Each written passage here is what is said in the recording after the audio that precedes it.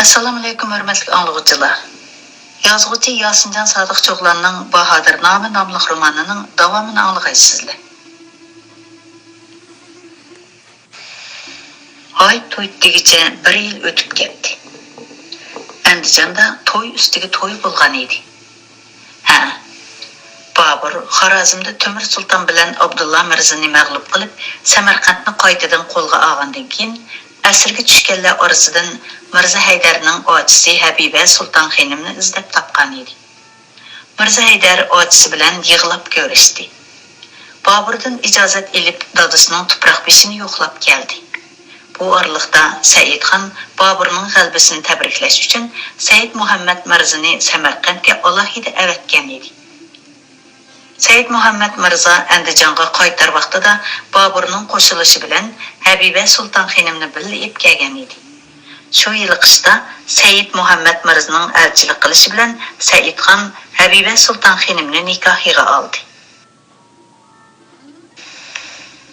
Bahor fasli kelganda Bobur ko'lmalik urushida hujum qilib kelgan Abdullah Mirzadan qattiq yengilib, Samarqandda turolmay Hisarga ketishga majbur bo'ldi. Bu araliqda Saidxon Mirza Haydarni sevganligini bildirib, bir necha qitim odam avatdi. Oxiri Bobur ayrilishga qiymagan holda Mirza Haydarning Andijonga berishiga ijozat berdi. Mirza Haydar Andijonga kelib uzoq o'tmay, Saidxon singlisi Muhib Sulton Malikini Mirza Haydarga nikohlab berdi. Mana bugun aşı to'yning dag'dug'isi davomlashib o'tdi. Sizlarning bizga tog'liq emas, otiliq mehr muhabbatini ko'rsatib, beshimizni silg'anliklariga ko'p rahmat, dedi Mirza Haydar tog'isi Said Muhammad Mirzaga minnatdorligini bildirib. Egecham Habiba Sultan xonim bilan qayta omon eson didorlashganimda qanchalik xushlangan bo'lsam, uning navri og'am Saidxon oliylar bilan nikohlanganligini anglab, shunchalik faxrlangan edim. Mana amdilikda o'zimning xon oliylarining singlisiga o'ylanib, ko'raganlik martabasiga erishdik xushalligimni bayon qilishga tilim ojizlik qilyotdi. Aziz o'g'lim, bu minnatdorliklarni avval Bobur podshoh oliylariga bildirgaylar. Navoda Habiba Sulton xonimni Andijonga avatmagan bo'lsa, Saidxon oliylari bilan ikkisining nikoh ishi vujudga chiqmagan bo'ladi. Muhib Sulton Maliki bilan ikkilarining nikohlari bo'lsa, taqdir qismatdir.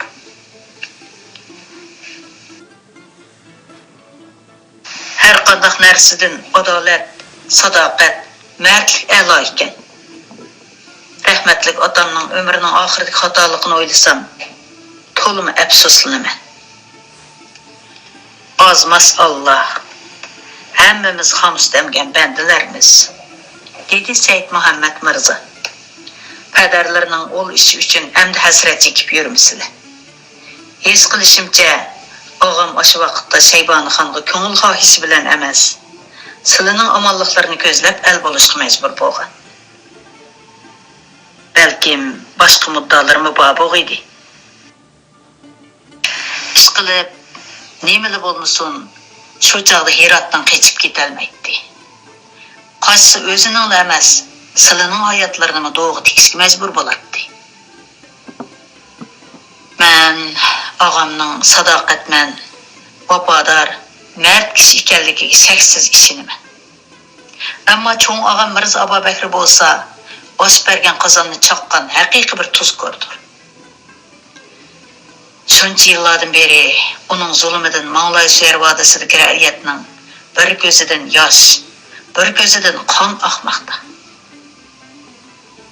Mirza Haydar o'ylangan holda to'rdagi Saidxonga qarab qo'yib, yana tog'asiga yuzlandi. Sizlarcha oliylari Andijonni tark etib, Otimiras o'lziminlarga berishni xohlarmi?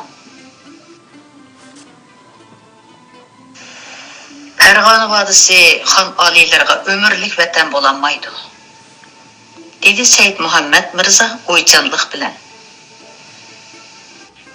Gerçi o'zini bu hududning qonunliq mirosxo'ri deb qaraydigan Bobur podshoh oliylari bu saltanatni xon oliylariga bergan bo'lsa-mu, lekin Shayboniylar texi tinchig'ini yo'q.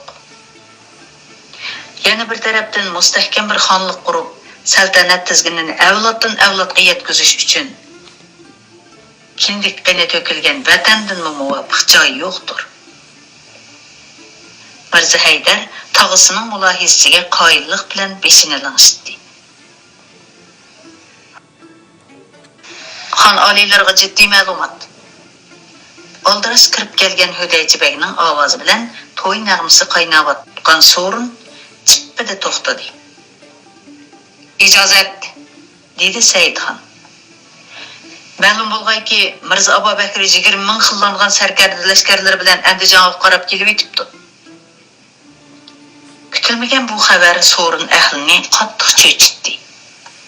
Ashaddiy ota raqibining ismini olgan Saidxon ichki hayojidan besib, o'zini xotirjam tutishga tirishdi.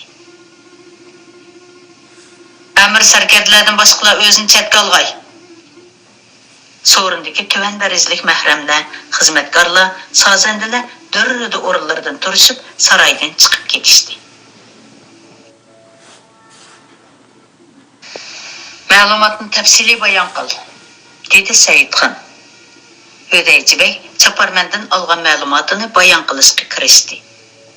Aslida Shaybonxonning o'ldirilganligidan xeyli kechikib xabar topgan Mirza Abubakr uzundan beri ko'z tikib kelgan Farg'ona vodisini qo'lga kirgizish tamasida 20 ming lashkarni boshlab kelib, O'zkent, Madu, O'sh qatorliq shaharlarni besib olgan edi.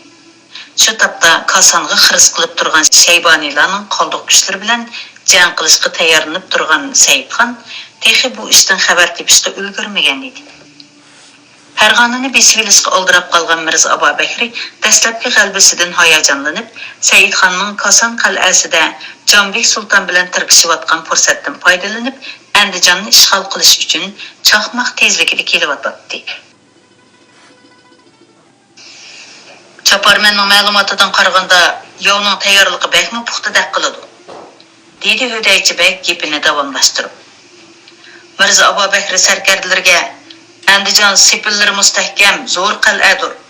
Shaharni oladigan aslahalar to'liq bo'lmoqcha tumanlagan lashkar bilan muhosir qilib ishg'ol qilish mumkin emas deb nurg'unlagan manchanoq, zambirak, shoti tayyorlatqizibdi. Balkim at yetib kelishi mumkin. Aslida men adibini bag'ili oldiga berib bo'g'icha o'zi oldimga keldi-da, ul tuzkor, dedi Saidxon chiroyga ochiq kulki yugurtib. Ahvoldan qaraganda Mirza Abubakr o'ziga ziyoda ishinib, cho'chirni xomsanavasi kerak, dedi Said Muhammad Mirza. Bo'pti, tama qozonini qaynatqani kelaversin. Ichidig'ini jazo ham pushaymon sharobi bo'ladi xolos. Said Muhammad Mirzaning xeylidan beri Saidxonni manglaychi lashkar tortishga tavsiya qilish muddasi bor edi. Bu muddasini bildirishga aplik fursat topolmay turganda Mirza Abubakrning kelishi yaxshi bir fursat bo'lgan edi. Chashqonning o'lgisi kelsa, mushukning quyrug'ini tishlabdi debdikan, dedi navkarbashi Tohirbek. Mushu fursatda Mirza Abubakrning tal to'kis yo'qdi. Manglaychi yerni qaytirib olishga asos solaydi. Andijon janoblarga 5 qo'ldek oyam, dedi Saidxon Said Muhammad Mirzaga qarab. Lashkariy tadbirni silning og'izlaridan anglaylik.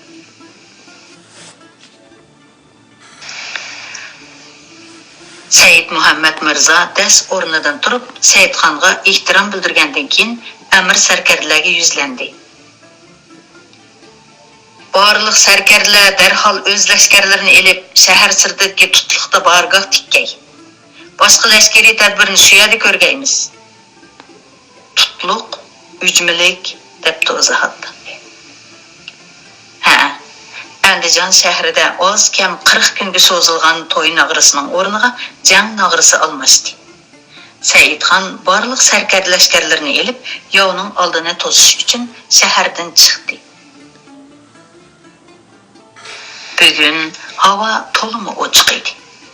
Said Muhammad Mirza yovga lashkarlarning sonini oshirib ko'rsatib, vahim selish uchun kutkil tutliq dalasini egilib qarorgoh tikkizgan edi. Lashkarlarni ziyoda chechib etdikmi qandoq? so'radi Saidxon qarorgohlarni ko'zdan kechirib chiqqandan keyin. 4 lashkarga bir chedir, 100 lashkarga bir qarorgoh to'g'ri kelganda qiladi. Ular bundaq chechilib ketsa, rasmiy jangga tushganda ham damlashamay qolarmikin? Xotirjam bo'slar oliylar. Qarorgoh oshundoq turaveradi. Mirzo Abubakr qarorgohda qanchalikdan lashkarlarimizning borligini nerdan bilsin? Dedi Said Muhammad Mirzo xotirjamlik bilan. Mushu tadbir orqali uning qizib ketgan qopoq kallasini ozroq sagitib qo'yaylikmikin deyman. Quruq qarorgoh hilisi bilan Mirzo Abubakrga vahim solay debdilar-da, dedi Saidxon kulib. Ularning yanada parangi quloq selib turgan Mirzo Haydar gelini qirib qo'yib, tövandagi nazmini o'qidi. Kishi kim anga yetsa vahimu haros, birin 100 100 ming atgay qiyos. To'limi joyiga tushdi, dedi Saidxon Mirzo Haydarni maqtab. Amir lashkar janoblarining muddasini to'limi joyida ifoda qildim. Mirzo Haydar kulimsirab qo'ydi. Andijonni tuyuqsiz hujum bilan qo'lga kirgizish xiyolida jon jahli bilan ilgarilayotgan Mirzo Abubakr Saidxonning allaqachon oldini to'sdi. Sap tuzib tax bo'lib turganini ko'rib, g'azabdan o'ti yerilg'idek bo'lib ketdi. Saidxonning tutluq dalasini qoplab ketgan sanoqsiz qarorgohlarini ko'rib, yuragiga vahima o'lashdi. Nökarlarni Saidxonning Andijonda tuzuk lashkarlari qolmadi, asosliq lashkariy kuchi Kosonda Andijonni bir hujum bilan ishg'ol qila olamiz deb ma'lumot bergan oyg'oqchisining shu yerda tilini kesib, ko'zni o'yib tashlashga buyurdi. Ikki qo'shin jang nog'irlarini chalg'inicha orliq qoldirib sap tuzishdi. Tutluq dalasi yuzlagan jang do'mboqlarining gumbirlashlari, minglagan lashkarlarning nari tortishlaridan larziga keldi. Shohidani Ko'kildosh, Muhammad Bey, Mirzo Vali Bey qatorliq yuqori darajali sarkarlarning hamrohligida sapning oldiga chiqqan Mirzo Abubakr Saidxonga qamchisini jo'nib turib til soldi. "Ey, yo'rimas bachcha! Shu topda o'zingni chog'lamay shilting aytib atqaningni bilib otamsan. Mana oldingda yengilmas bahodirlar turibdi. Samingda bo'lsinki, bu bahodirlarni o'z vaqtida babang Yunusxon, otang Ahmadxonmi yengilmagan? Amdilikda sendek bir seriq tuk so'yma. Nima qila olaytding? Eng yaxshisi darhol otdan tushib bir qo'shiq qiyningni tila. Insofim kelib qolsa, jiningni omon qo'yib, og'vat cho'hrilarim qatorida xizmatimga solg'ayman." Saidxon g'azabdan potong'iga qizirib ketdi va etini devitib sapning oldiga chiqdi. "Oliylar, o'zlarini tutib olib, zinhor kesilmagaylar", dedi Saidxonga yondashib sapdan chiqqan Said Muhammad Mirzo asta pichirlab. "Yo'lvosni yengan botir emas, ochiqni yengan botir debdigan. Yo'q lashkarlar bizning natijasi ko'p." Mirzo Abubakr shunga ashundoq cho'ng so'zlayotdi. "Bundoq ko'p lashkarni qora kuchga, jasoratga to'ynib emas, ham farosatga to'ynib yengish kerak. Tamkin bo'lg'aylar." Saidxon beshini yengil lanshitib qo'yib, Mirzo Abubakrga qarab so'g'uq kulimsiradi.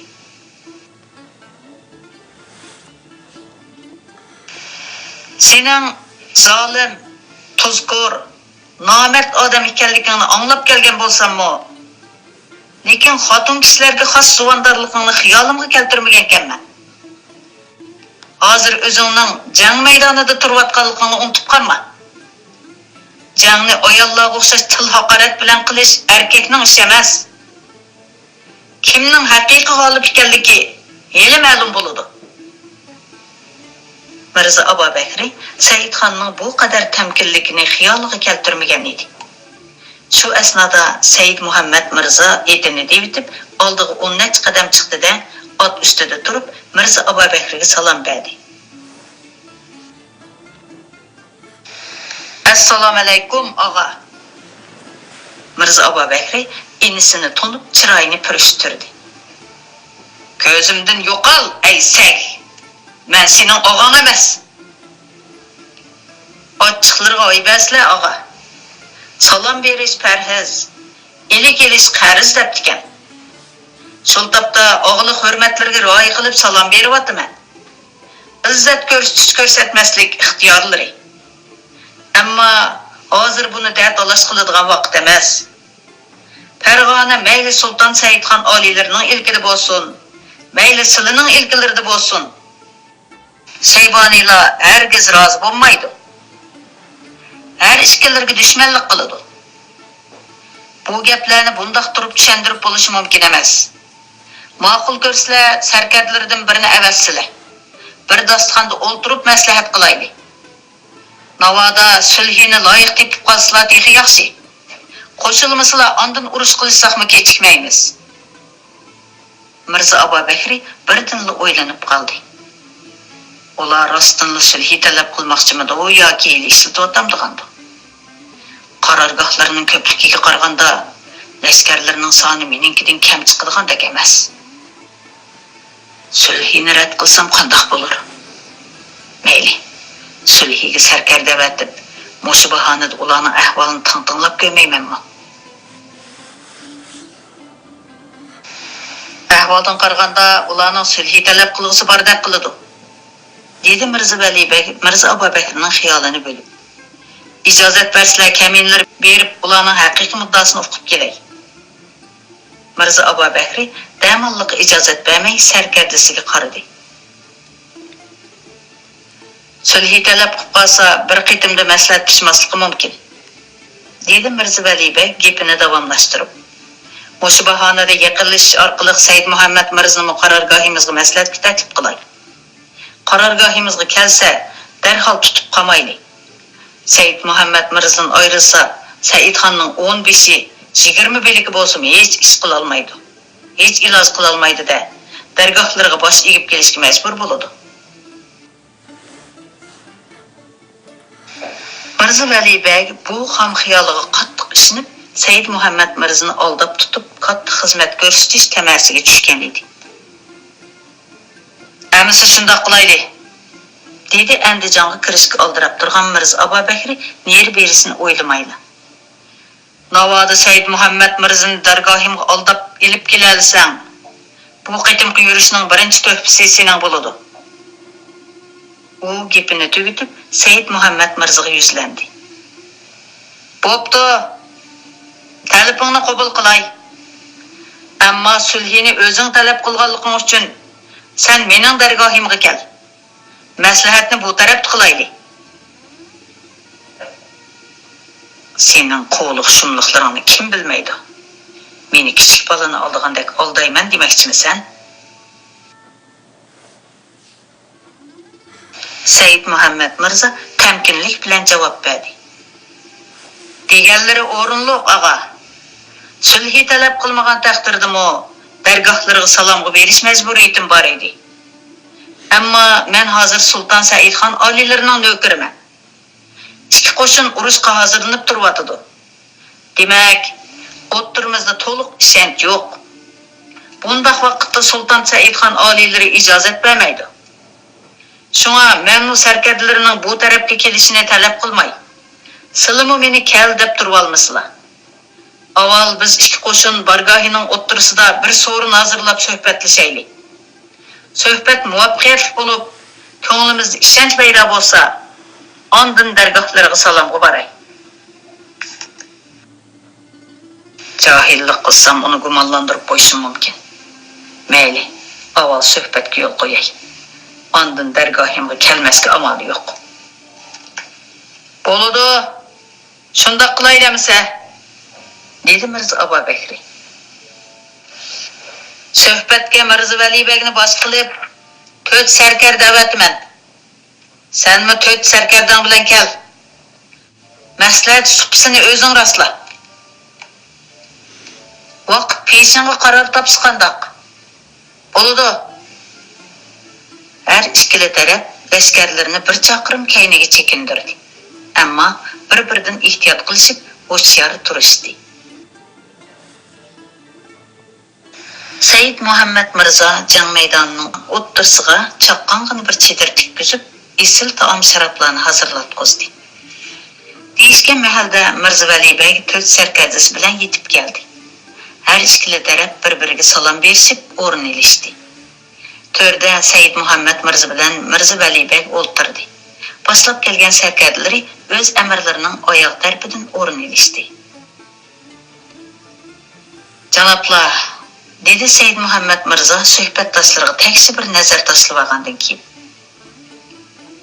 Qoida bo'yicha oldi bilan men ko'nglimdagini bayon qilay. Har birlari zamonimizning bahodir azimatlari. Farosat ahli, ko'p so'zlash hojatsiz.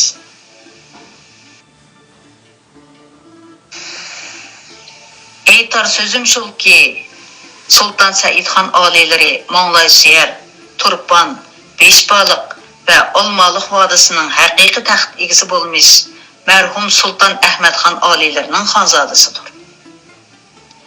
Ağam Mirza Abubakrning Mo'nglayshiyarni qanday xiyli bilan qo'lga kirgizib olib, saltanatga osiylik yo'lini tutganligi har birlariga ayon. Mana endi oldilarida o'z zaminning haqiqiy mirosxo'ri turibdi. El yurt ağamning zulmidan jaq to'ydi. Uningdan bezor bo'ldi. Sultan Saidxon oliylari lashkar tortib bordiganlar bo'lsa, el ra'yat ağam Mirza Abubakr emas, uni qo'llaydi. Ol chaqda ağam taxt saltanat tugul jinini saqlab qololmaydi.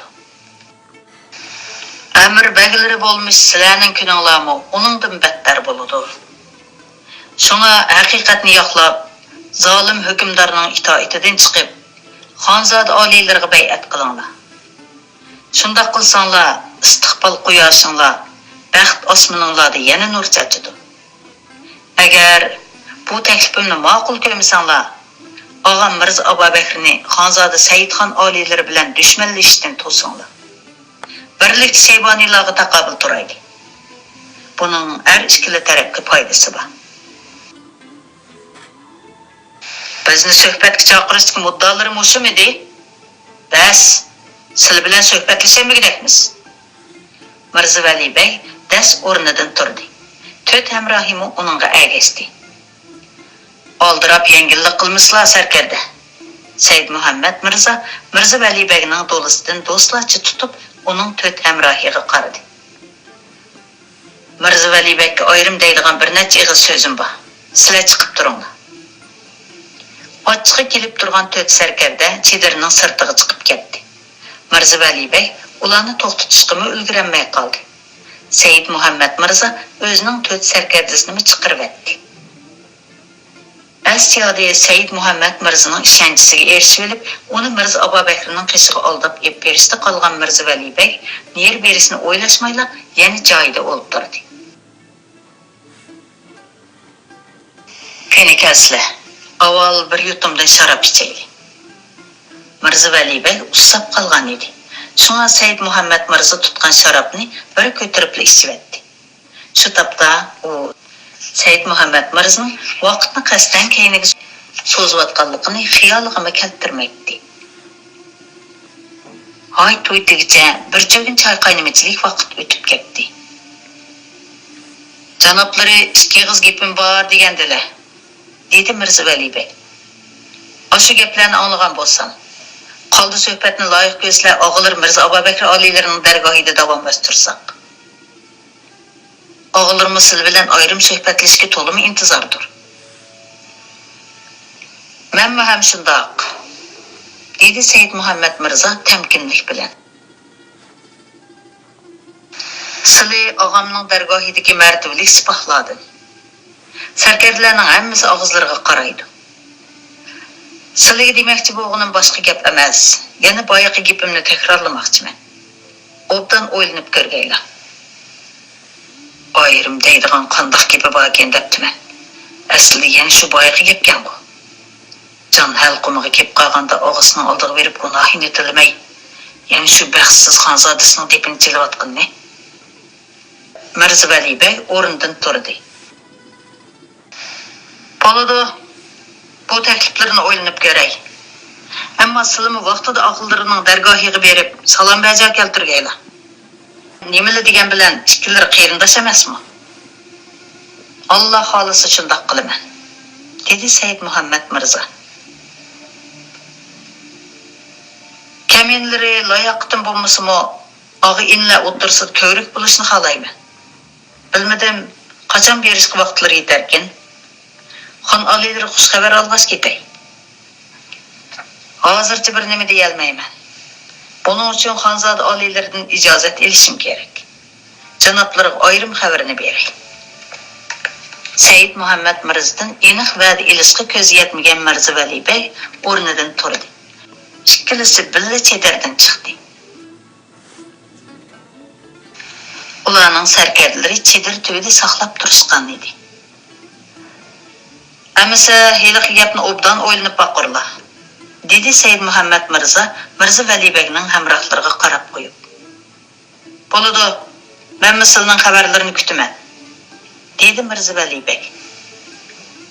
Janoblarini taqozo qilmay javob avatiman, dedi Said Muhammad Mirza. Ular shu yusinda xo'shlashib o'z qarorgohlariga qaytishdi.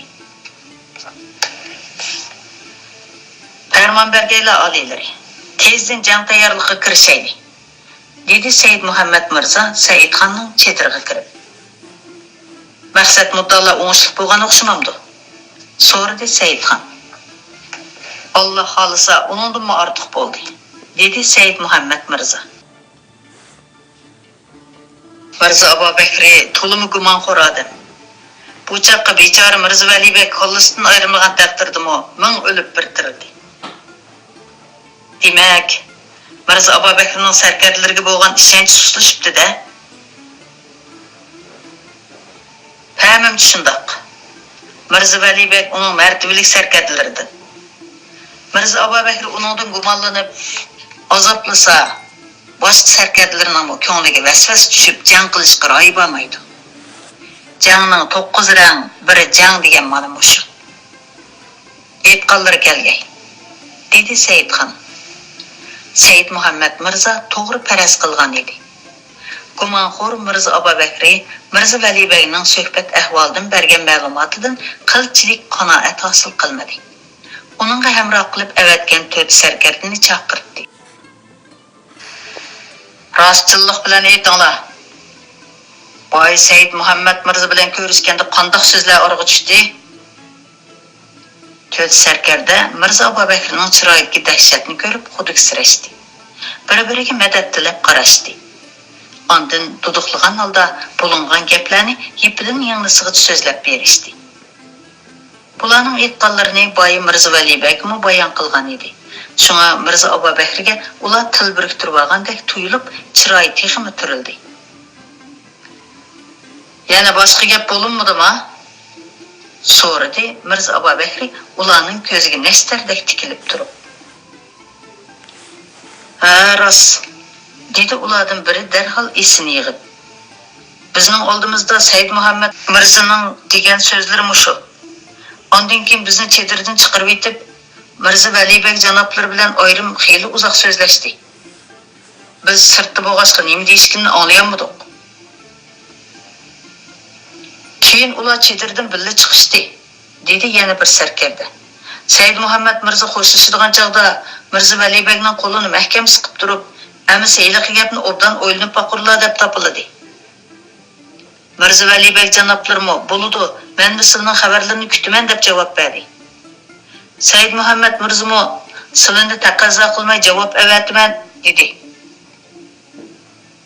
Ya'ni-chi, Tet sarkarda Mirza Abu Bakrning dahshat yig'ib turgan ko'zlariga qarashdan ayminib beshini egdi.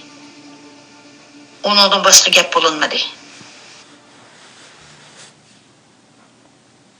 Mirza Abu Bakri bir pas xiyol surib olgandan keyin to'yqsiz vaqirdi. "Qaysing ba? Labbay oliylari, biz tayyor." Kirib kelgan jallodlarni ko'rib, ko't amirning jon beni chiqib ketdi. "Mirza Vali begning dargohimga keltiringlar." Ayol o'tmay chiroyida qon qolmagan Mirza Vali beg kirib keldi. "Said Muhammad Mirza xilvatda sana nimalarni dedi?" Mirza Vali beg tamtirgan holda Said Muhammad Mirzaning degan so'zlarini qayta takrorladi. "Bu so'zlarni o sarkarlarning oldida oshkor etibdi-kam. Nemişki yana sana ayrım deydi o? Bunu bilmedim alileri. Rast bilmedin o yoki menden yoşurup atamsan? Alilerden sırtı çıkardım emas. Әмісі қошылышар вақтыда немішқа ұлайдан вәділішсен. Ашу тәкліпні ойлышып бекішімні өтінді. Мен оны алилерінің дәргахыға келешкі тәвсия қылған едім. Шуңа маңа айрым xabar берішкі вәді қылды. Гуман иманны қачырыпты деп Мирза Аба Бәкри оның сөзлерге пәкәтлі ішенмеді. Жазаның тәміні тетіміғі жарвас кепіні қылмайдыған ұқсайсан. Mirza Abu Bakri jallatlarga qarab buyruq tushirdi. Kelinglar. Raqiblarimiz bilan xilvat suiqasd planlab, osiylik qilishga uringan mono Mirza Vali Begni tutib oqti qilinglar. Majburiyatini to'liq ado qilmay, Mirza Vali Begga xilvat hozirlab bergan mono 4 badrakni oqti qilib tashlanglar.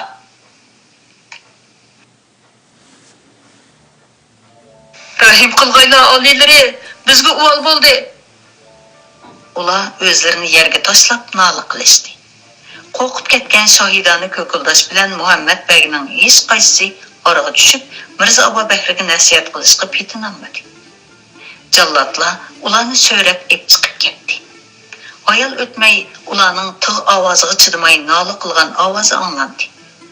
Bu ish birdamdala butkul qarorgohga purib ketdi. Sarkarda lashkarlar Әмір ләшкәр Mirza Vali Beg bilan 4 sarkardaning oqti qilinganligini anglab, bir-biriga vahimalik qarashdi. Shu topda Mirza Abu Bakri mush ish sababli sarkarda lashkarlarida tashvish paydo bo'lib, jasoratining susishib ketganligini xiyollig'iga keltirmagan edi.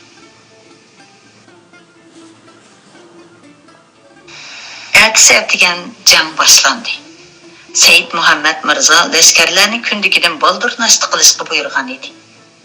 Ular jang do'mbiqini gumburlatganda Mirza Abu Bakrning lashkarlari texin nashti qilmagan edi. Yov tuyuqsiz bostirib kelgan o'xshaydi deb qolgan lashkarlar patparaq bo'lishga boshladi. Mirza Abu Bakr oldirab jang qilishga buyruq tushirdi. Ko'zni yumib ochqicha jang boshlandi. Saidxonning kecha qorong'uligidan foydalanib, yov qarorgohining orqa tarafiga o'tkazib o'tgan lashkarlari qarorgohga bostirib kirib, o't qo'yib, vahima paydo qilishga boshladi.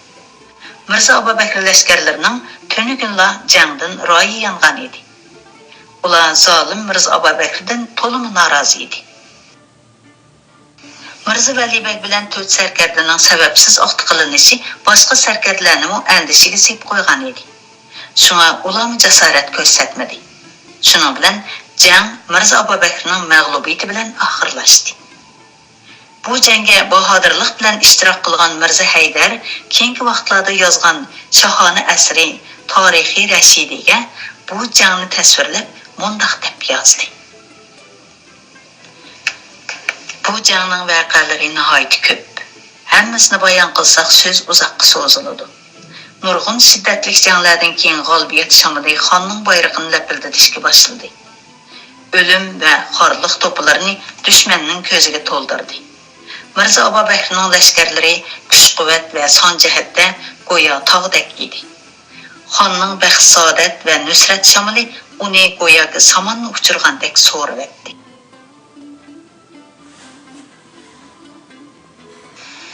Mirza Abu Bakrning lashkarlariga qattiq mag'lubiyat yuzlanib, o'lganlari o'ldi, qolganlari xonning lashkarlarining qo'liga asirga tushdi. Zahodni o'qib o'tay. Tarixiy Rashidi Şinjan Xalq Nashriyoti 2007-yil Uyg'urcha nashri 2-qism 550-bet debdi Zahod. Mirza Abu Bakri ozg'ini sarkarda lashkarlarini agashtirib qochdi.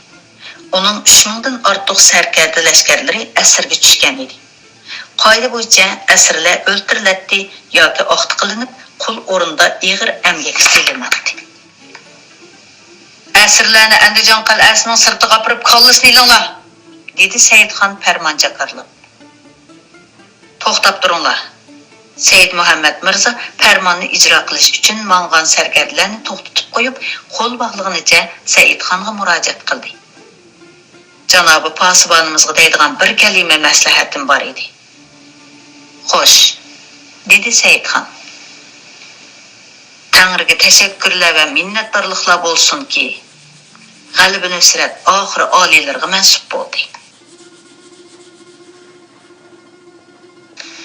Mumkin bo'lsa, boyiq farmonlarini yana bir o'ylanib ko'rgaylar.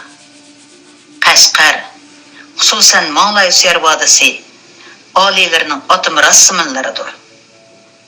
Ul diyordagi ra'yat hali ham o'zlarini marhum Sulton Ahmadxon oliylarining puhrolari deb qaraydi. Bu qitimqi G'alaba va Nusrat Mang'lay Suyarning darvozasini ochqusi. Tangri xolisa Qashqarni osonlik bilan ishg'ol qilishimizga ishonchim komil. Bu asrlarni o'ldirish, garchi intiqom va qisos elish babida to'g'ri va loyiq ish bo'lsa-mu, lekin bularning hammasi Qashqar diyorining puhrolaridir. Agar bular o'ldirilsa, go'yoki Qashqarni qatl-om qilgandek ish bo'ladi-da.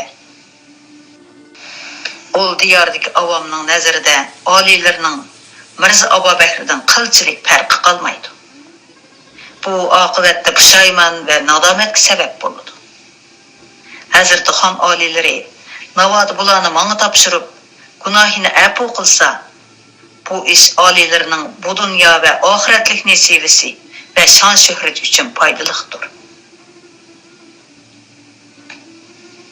Said Muhammad janoblari to'g'ri aytadi, dedi Oyazbek Qushchi tavazzu bilan eg'iz ichib.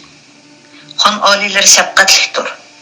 Himmat qilib o'sha baxtsiz asrlarning hayotlik taxtasidagi o'lim xitini muborak afu qalamlari bilan kechirim xitiga almashtirib o'tgaylar.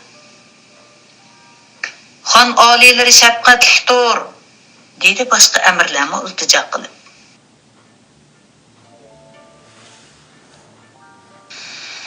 Janoblar, dedi Saidxon tamkinlik bilan. Sizlarning taklifinglar men uchun farmondir. Sultabda sizlarda kang qo'saq, apujon, mard, bahodir sarkardalarimning bo'lganligidan faxrlanyapman. Sizlar bo'lmagan bo'lsanglar, 3000 odamning kollasini oldirib, jallodlar shohiga aylanarkanman. Farmon, asirlarni ozod qilinglar. Ular xolisi bizga lashkar bo'lsin, xolimizni Qashqarga kessin. Oliylari marhamatlidir. Amirlar yana bir qitim Saidxonga tashakkurni bildirishdi. Quyosh zaminga o't purkitdi. Andijon ko'chalaridan chilgi puraytdi. Chivinlar, chilgi shapoqlari va bil-bil qilib pishgan o'riklarning atrofida bezanglik bilan gizildishatdi. Do'kondarlar, chorbozorchilar, hunarmand kasblar chivin qo'rishga muxshaqmay mo'gdishatdi. Umuman shahar xalqi har qanday vahimadan xoli, g'amsiz edi. Ammo o'rnini jiddiylik va vahima qoplagan edi. Farg'ona hokimiyatining taxtida o'ltirgan Saidxonning va taxtning yenidagi kursida o'ltirgan Ulusbegi Said Muhammad Mirzaning hamda tövandagi kurslarda o'ltirgan qalamdor, alamdor amirbeglarning chiroyida bir xil jiddiylik tomonlari agitdi. Bu xil kayfiyatdan o'rnida muhim bir kengash bo'layotganligini faraz qilmoq tas emas edi. Necha vaqtdan beri to'xtamay hujum qilib, oqsi bilan kosonni egilib olgan Shayboniylar Jonbek Sulton, Kuchumxon va Suyunchixonlarning boshchiligida 30 ming kishilik zo'r qo'shin bilan Andijonga yurish qilgan edi. O'rdagi kengashning boshlanganiga bir osh pishimdan oshgan bo'lsa-mu, amirlarning gapi bir yerdan chiqmayotdi. Bostirib kelayotgan yov lashkarlar bilan tig'mi-tig' maydon jangi qilishni tashabbus qiluvchilarmi, lashkarlarni muhim qal'a, qo'rg'on, o'tganlarga bilib, bo'ktirma qilib, yovning kuchini parchalab, hujum qilib chekindirishni tashabbus qiluvchilarmi, Dast Qipchoqdagi ittifoqdoshi Qosimxondan yordam talab qilishni tashabbus qiluvchilarmi bor edi. Shu topda Saidxon bu takliflarning qaysiga qo'shilishini bilmay qolgan edi. G'alati yeri shuki, har qanday lashkariy kengashda birinchi bo'lib tadbir ko'rsatadigan Said Muhammad Mirza kengash boshlangandan beri nemishqidu faqat ig'zashmay tinglab o'ltiribdi. Ustoz Oyazbek Qushchimi allaqanday bir xiyolga asir bo'lgan edi. Bu ikkilandan faqatla suvan chiqmaydi ya. Saidxon ularga qarab gelini qirib qo'ydi va ikkilari ajab jim bo'lishib ketdilar, dedi. Said Muhammad Mirza bilan Oyazbek Qushchi bir-biriga ma'noli qarashib oldi. Ondaqda kaminlar mulohizamni deb baqay. Ko'ngillarga manzur kelmasa ayibga buyurmag'ayla, dedi Said Muhammad Mirza tavazu bilan bosh egib. Janob amirlar bayotun beri qo'ymidana maslahat tadbirlarni ko'rsatdi. Ma'lumki, o'zginimi bilgandilar, ondan kuchlik yov ustidan nusrat qozonqili bo'ldi. Tutliq jangida Mirza Abubakirning zo'r qo'shini ustidan g'olib kelgandan keyin bizga dushmanlik ko'z bilan qaragan shayboniylar tahdid oyoqlarini ehtiyot etaklarining ichiga yo'shirishga majbur bo'ldi. Buningga munosib holda Bobur podshoh oliylarimi Naqshabda Hamza sultonni o'ltirib, Abdullah Mirzani mag'lub qilib, Samarqand taxtini qaytadan elkaga oldi. Shuning bilan shayboniylarning dushmanligi bir mahal oshkor holatdan yo'shirun holatga o'tgan edi. Ayg'oqchilarimiz yetkazgan ma'lumotlardan qaraganda, necha yillardan beri shayboniylarning zulmidan joq to'ygan mavara unnahirliklar, bo'libmi Samarqand aholisi, yaxshilik yo'pirmoqlari va iymon mevalari mo'l bo'lgan adolat daraxining sharaflik ko'langisi beshimizga soy tashlaydigan bo'ldi deb Bobur podshoh oliylarini zo'r umid, xushallik bilan istiqbol sharif hozirlab kutib olgan ekan. Noitim afsuski, zo'riyat sababidan bid'at shialarning sultoni Ismoil Shoh bilan ko'maklashgan Bobur podshoh oliylari, garchi ul qizil boshlar kiyimini kiyib, beshig'i 12 yo'gam qizil boshlar dastorini o'rab bid'atga o'xshab qolgan hamda kufrlikqa yaqinlab qolgan bo'lsa-mu, ammo Samarqand aholisi uni Samarqand taxtida o'ltirish bilan payg'ambar shariatini tutib, beshig'i Mustafa sunnatlarining tojini kiydi, shialarning bid'at tojini ib tashlaydi degan umidda turgan va Bobur podshohning shunday qilishini orzu qilgan ekan. Ammo Bobur podshoh Samarqand taxtida o'ltirgandan keyin avom ra'iyatining kutgan umidini o'rinlayolmabdi. Buning sababi Bobur podshoh oliylari texchi o'zida Ismoil Shohning yordamisiz shayboniylarga taqobil turg'udek quvvat yo'q deb his qiladi ekan. Shunga zaruriyat sababidan ul Shia qizilboshlariga murassam adora qilibdi. Samarqandliklarga emas, Eronliklarga yaqinchilik qildi. Shul sababdan xalqning podshoh oliylariga bo'lgan ishonchi va ishtiyoqlari biroqli so'g'ib ketibdi. Shayboniylar bo'lsa buni fursat deb bilib avomni quturtibdi. Abdullah Mirza Buxoroda qayta kuch tashkillab hujum qilibdi. Oxirida Bobur podshoh oliylari Samarqandda turishga amal qilolmay, ilojisiz Kabulga chekinishga majbur bo'ldi. Shul topda Bobur podshoh oliylarining bizga lashkariy yordam avatgidek madori yo'q. O'z tavalligini omon eson saqlab qololisi cho'nga. Dashti Qipchoq sultoni Qosimxon bilan oliylari o'tgan yili kuzda uchrashib, yovg'i o'rtaq taqobil turish haqida ahd paymon qilishgan bo'lsa-mu, ammo Qosimxon oliylarining yoshi 70 dan oshgan bo'lg'achqa, umrining oxirgi damlarida o'ziga ortiqcha dushman tepilishni xohlamadimi aytavr, texchi hamdamga lashkar avatmadi. Yuqorqi bu bir qator ahvollar shayboniylarga sir emas. Shunga tasarrufimizga joylarga qaytadan lashkar tortib kelishga petini oladi. Bundaq ahvolda ularning muqobilasiga chiqadigan bo'lsak, zo'r xatarga tavakkul qilgan bo'lamiz. Agar hozirgi lashkariy kuchimizni saqlab qolamiz deydiganmiz, yov qo'shini bilan rasmiy uchrashib qilishdan avval Andijondan voz kechganimiz afzal. Bu mulohiza bir qism amirlarni taajjubga soldi. Andijonni mushundaq tashlab ketamdiq. Dushmanlarimizning hayvasini ziyoda chaqlab ketdikmi qandaq? Andijon qal'asining sepillari mustahkam, oziq-to'ligi mo'l. 1 yil bardostlik berib mudofaa qilishga ko'zimiz yetadi. Andijondan voz kechsak nega boramiz? Said Muhammad Mirza amirlarning savollariga javob berishga oldirmay, yerdagidan Saidxonga qarab qo'ydi. Shu topda Said Muhammad Mirzaning Andijondan voz kechish taklifi uning o'y-xayollarini qo'chib etgan edi. Said Muhammad Mirzaning muddaosi nimadir? Uning boy ko'rsatgan sabablarga o'rinliq. Og'am Bobur podshohdan umid kutish mumkin emas. Bu yil bahorda Suyunchi xondan yengilgandan keyin Qosimxon oliylarim dargohiga askariy yordam so'rab avatgan elchimizga aniq javob bermabdi. Oldingi qitim menga bergan va'dalaridan yenib olgandek qiladi. Bobur podshoh oliylari Kabulga chekingandan keyin Shayboniylarning xo'rigi texim o'sib ketdi. Shu topda ular necha tuman qo'shin bilan kalkundek bostirib kelyapti. Bundaq vaqtda jon tikib jang qilish zarur edi.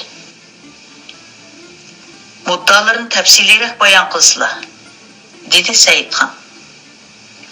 Boy deganimdek, dedi Said Muhammad Mirza. Atrofimizdagi sultonlarning hammasi o'z g'ami bilan ovora. Bizning Shayboniylarga taqobil turg'idek quvvatimiz yo'q. Chunki ularning soni bakmi ko'p. Qurol-yarog'lari, oziq-to'liklari haddi hisobsiz. Uning ustiga ular ahli sunnat tug'ini ko'tarib chiqib, Bobur podshoh bilan bizni bid'at shiyalikda ayblab, qutratqilik qilganlik uchun avom ra'yat oq-qorni farq etmayli qo'zg'ilib ularni qo'llayotdi. Biz ularga qarshi saf tuzib jang qilsak, taqdir qismat janob amir sarkarlarimizning orzusidek bo'lib, g'alaba qilgan taqdirdimi?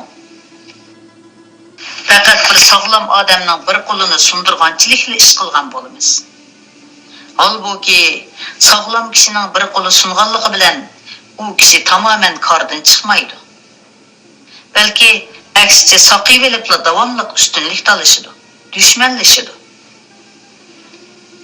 Xudo saqlasinki, ish agar uning aksicha bo'lib mag'lubiyatga duchor bo'lsak, buning ilojini qilish pasi mushkul.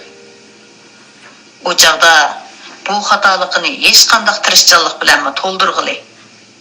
Bu jarohatni hech bir davo bilan saqayt qilib bo'lmaydi. Bugungi kunda ittifoqchilarimiz jangi jidal qo'llarini ehtiyot yanglari ichiga tiqib oldi. Ixtilof oyoqlarini chekinish etaklari ichiga tortib oldi. Shunga bu zaminni talashib, bunda xatarli ishga qadam qo'yishimiz uzoqni ko'zlashdan va ehtiyotdan yiroqdir. Shunga bizning ehtiyotchilik yo'lini tutib, dushman lashkarlarining chang to'zonlari bu viloyat sahnasini qorong'u qilishdan ilgari jangi jidal ishkini mahkam yepib, safar tizginimizni asli makonimiz bo'lgan otim rassimlarimiz tarafga qartishimiz g'alaba nusrat va baxt saodatga muvofiqroq ko'rinyapti. Said Muhammad Mirza gapini tugatib, boshqalarga nazar tashladi. Uluspegi janoblarining Andijondan voz kechish tadbiri donolikdir, dedi Oyazbek qushchi so'z elib. Hamla qilib kelayotgan razil shaybonilarni chekindirib, Andijonni saqlab qoldik degandimi, saltanat binosini uzoq mezgil saqlab turg'ili bo'lmas. Murod maqsadimiz yanada ona vatanimizdir.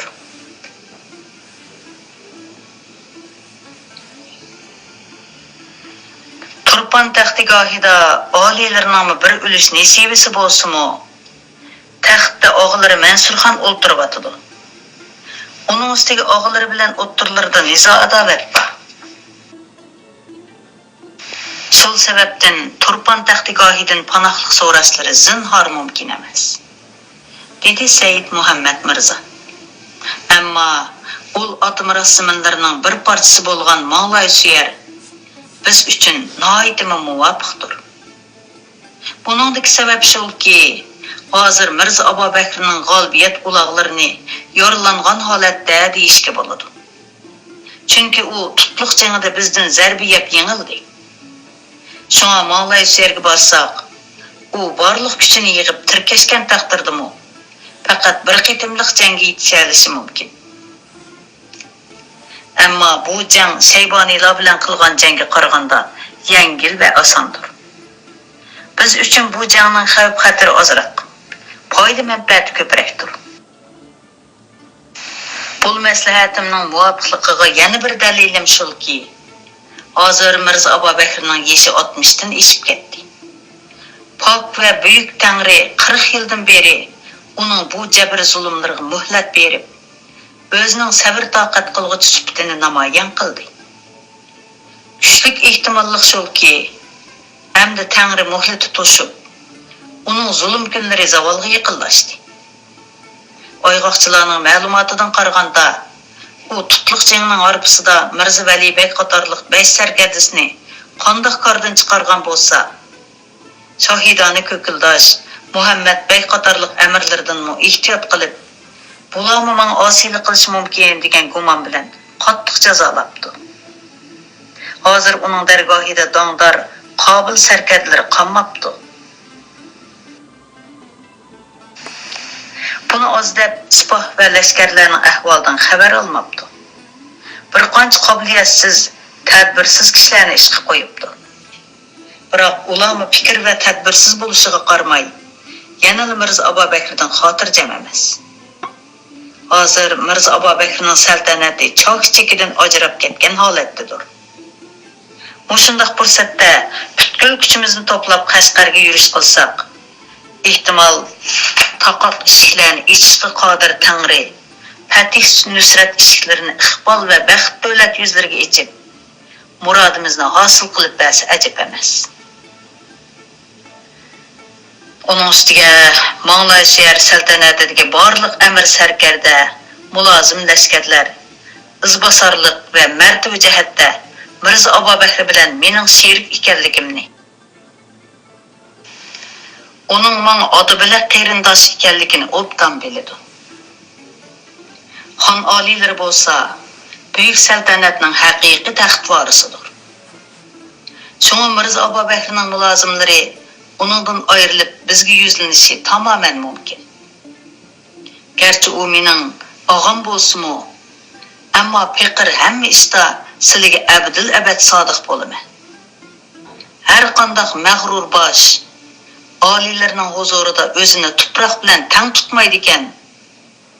Mayli u mening bir tuqqan qarindishim bo'lgan taqdirdami, uning beshini bol saodatlik dargohning tuproqi bilan tang qilg'ayman. Sadoqat jihatda tuqqanchilik haqqiga nazar solmayman. Undaq tuqqanimning xor va zabunliqini, davlatning mustahkamligi va saltanatning doimlik uchun zarur deb bilaman. Agar bu fikrim adolat panohimizning muborak royiga muvofiq kelsa, mushu maslahat bo'yicha ish ko'rsak, davlat va saodatga loyiqdir deb qarayman. Navoda biz Qashqarga hujum qilgan vaqtda Sulton Mansurxon oliylari orqa tarafimizni hujum qilib kelib qolsa, ahvolimiz chatoq bo'larmikin? Chunki uning janobi posibonimizni o'zimizlarga dastishga zinhor roziligi yo'qdir. Xo'jali Bahodirning bu so'zlarini anglab, Saidxon birdan jimib qoldi. Chunki buningdan bir necha yil burun o'zini osh vatandan qo'g'lab chiqarish uchun aksining qanchalik tirishchanlik ko'rsatganligi, orqasidan qo'g'lab kelgan lashkarlardan qutulish uchun o'zining odam oyog'i bosmaydigan jangallardan bo'kib panohlanishga majbur bo'lganligi Saidxonning texchili esida edi. Mansurxon oliylarining orqa tarafimizga lashkar avatgudak maqdari yo'q, dedi Said Muhammad Mirzo kesibla. Chunki 2 yil avval uning tog'isi Aqsu amiri Mirjabbor Bardibeg Mansurxondan ehtiyot qilib Aqsuni Mirzo Abu Bakrga tava qilib bergan edi. Garchi har ikkilisi qilmishlariga pushaymon qilib yorishib olgan bo'lsa-mu, o'ttirsida burunqidek ishonch yo'q. Uning ustiga biz Mirzo Abu Bakrga qarshi lashkar tortamiz. Bundaq ahvolda ota dushmanining muqobilasiga chiqayotgan enasining orqasidan xanjar ursa, xalq olam oldida mazoq qilishdan qo'rqadi. Shunga u tarafdan andish qilishning hojati yo'qdir. Saidxonning ko'nglidagi tumanlar birdan tarab ketgandek bo'ldi. Özümü Mirza Ababəkrini yo'qotib, ota-bovalarının ümidini oqlashni xiyol qilib kelgan edi. Ulus peki canoblari to'liq o'rinliq mulohiza qildi. Dedi u xushallığını yushirmay. Necha muddatdan beri ko'nglim shuningdan parakanda ediki, hamma maslahatlarda imkonsizlik puraqlari va noloyiq alomatlar bor edi. Agar shu maslahatlar bo'yicha ish ko'rganda, oqibat hayronlik barmoqlarini hasrat tishlarimiz bilan tishlashimizga to'g'ri keladi. Mana Said Muhammad Mirza janoblarining bu kengashi barliq maslahatlardan muvofiqroq va hamma tadbirlardan loyiqroq bo'ldi. Uning bayon qilgan fikrlari necha vaqtdan beri mening ko'nglimdanmi o'rnagan edi. Mening ra'yim shu. Har kimning bu haqda yana boshqa maslahati bo'lsa, tortinmay bayon qilgay. Shohimizning davlat asosini puxtalab, saltanatni mustahkamlash uchun jinimiz pido, dedi sarkarlar durrida o'rinlardan turishib. Farmon, dedi Saidxon amirlarining bir qarorga kelganligini ko'rib. Darhol safar tayyorlik ko'rilgay. Farmonim butkul yurtga jakarlangay. Bizga agishib Mang'lay sherga ketishni xohlaydigan avom ra'yatmi safar hozirlik ko'rgay. Shundoq qilib, Saidxon amir sarkardalari xotin bolalarini elib 5000 ga yaqin otliq lashkar bilan Qashqarga qarab yo'lga chiqdi. Shayboniylarning zulmidan qo'rqib, ularga agashgan Andijon aholisining haddi hisobi yo'q edi. Hurmatli o'quvchilar, bugun kitobni mushaygacha o'qib beray. Ko'ngil qo'yib anglag'anlarga rahmat. Xayr, xo'sh, omon bo'lgaysizlar.